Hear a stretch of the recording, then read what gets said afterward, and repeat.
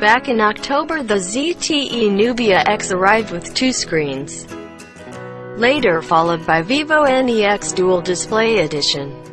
We were in Shanghai, China for the unveiling of the new NEX, and we are finally back home to get on with the usual detailed review of the phone. But before heading into the labs, here's what made an impression right out of the box.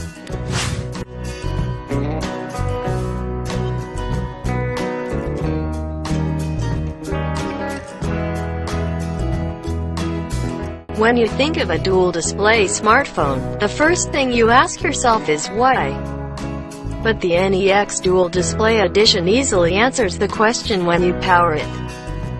Just like the NEXS with the periscope selfie camera, there is a massive Super AMOLED display on the front with basically no bezels, since there's no need to fit a selfie camera and other large elements here.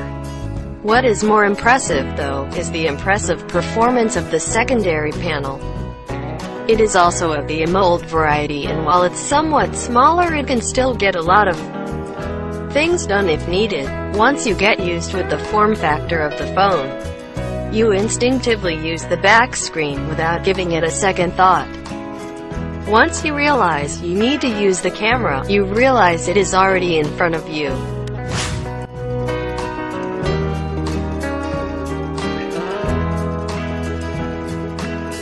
Getting back to the front is easy. You either do a 3-finger swipe or you just click the power button on the right. Vivo made that pretty intuitive by adding a second power key, so now, whichever screen you're looking at, the power button is on the right side.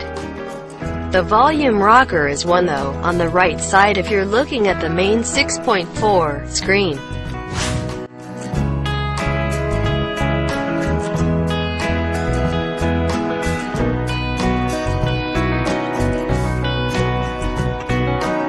The user interface is still the biggest caveat when purchasing a Vivo smartphone. The Funtouch OS has got some cool features for sure, but also some parts that don't seem to make a lot of sense. Even at this point, it feels like it's bound to cause some opinion polarization. Like the gimmick that lets you swipe AV on a locked screen and the other panel will play a short, mood video. Some might say this is tacky, others would praise it. We think it's showboating, but a final verdict about the OS and everything else will be issued once the full review is complete.